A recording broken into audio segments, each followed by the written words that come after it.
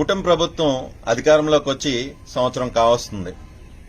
అయితే ఈ సంవత్సరంలో వాళ్ళు ఇచ్చిన హామీలని అయితే గాలికి వదిలేశారనే సంగతి అందరికీ తెలిసిందే. దీన్ని పక్కన పెడితే రాష్ట్రంలో దళితుల మీద, మైనార్టీల మీద, అణగారిన వర్గాల మీద దాడులు జరగడం అనేది చాలా హేయమైన చర్యగా నేను అభివర్ణిస్తున్నాను. ఈ సంవత్సర కాలంలో ఎన్సీఆర్బీ అనే సంస్థ ఇచ్చిన నివేదికను గమనిస్తే మన దేశంలోనే అత్యధికంగా దళితుల మీద దాడి జరిగింది మన ఆంధ్రప్రదేశ్ అనే ఆ నివేదిక చెప్తుంది.